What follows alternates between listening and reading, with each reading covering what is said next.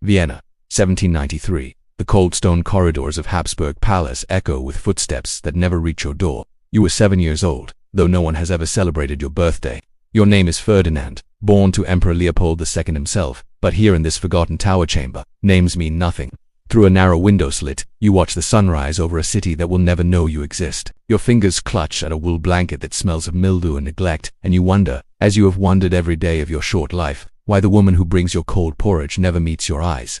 She places the bowl on the table without a word and leaves, locking the heavy door behind her. Beyond these walls, your cousins study Latin and philosophy. They practice the graceful steps of court dances. They prepare for the diplomatic marriages that will bind empires together. But you watch dust motes drift through that single shaft of morning light, because it is all you have. Your almond-shaped eyes, the distinctive features that mark you as different, have sealed your fate more effectively than any prison bars ever could. You are a threat not through anything you have done, but simply through what you are. In an age where royal bloodlines claim divine appointment and superiority, where every prince and princess exists as living proof of God's favor, your existence threatens everything your family believes about themselves. This is the hidden history they never wanted you to know. Before modern medicine understood chromosomes, before Dr. John Langdon Down described the condition in 1866, children born with what we now call Down syndrome were viewed as curses, divine punishments, or evidence of corrupted bloodlines. For common families, such a child might be accepted with resignation, given simple farm tasks, loved within their limitations. But for royal dynasties whose entire claim to power rested on the fiction of superior breeding, these children were political disasters. They could not master court etiquette.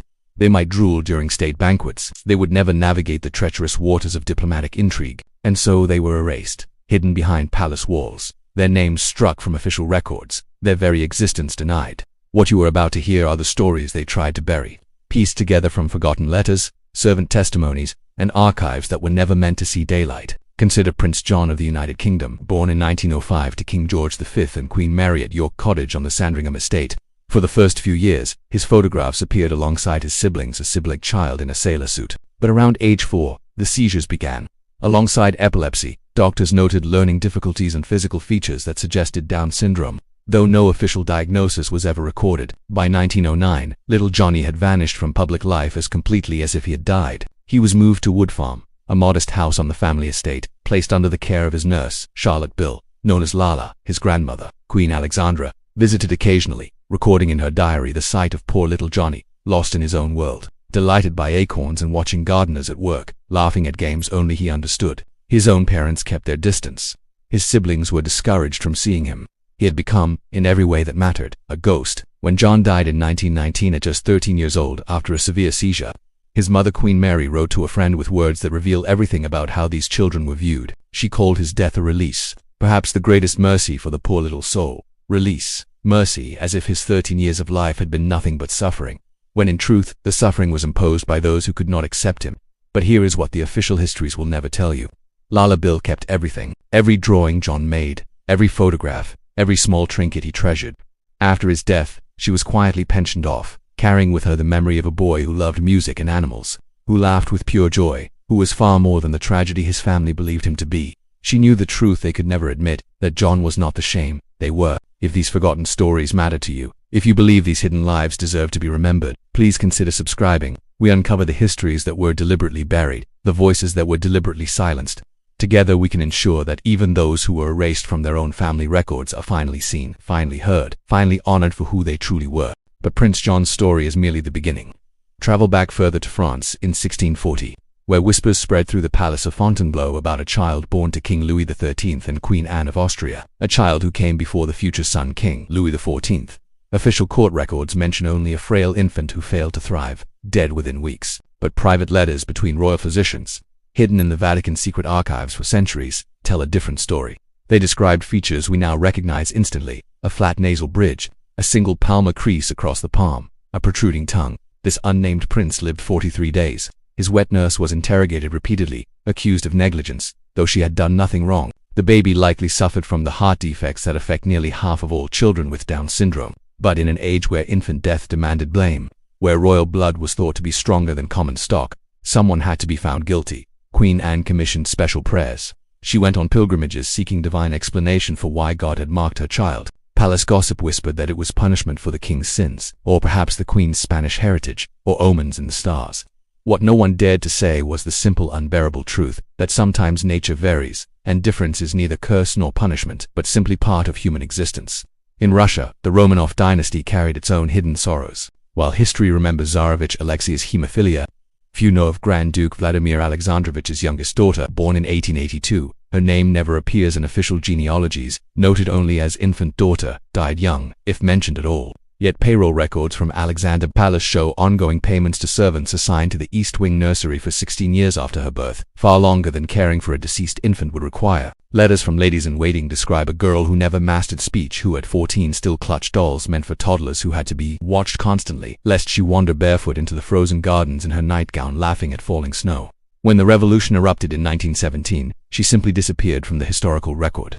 Did Bolshevik soldiers find her in that secluded nursery, bewildered by the shouting and gunfire? Did a loyal servant smuggle her away to some remote village where a gentle-minded woman who loved dolls could live unnoticed? Or did her fleeing family make the cold calculation that some could be saved and others could not? We will never know. Revolutions erase both the inconvenient truths and the regimes that created them. In Spain, the Habsburg line, already infamous for generations of inbreeding, produced many children with disabilities. Spanish court physicians left coded Latin notes describing infants with what they called Mongol features, observing how such births grew more frequent with each generation of cousin marriages and uncleness unions.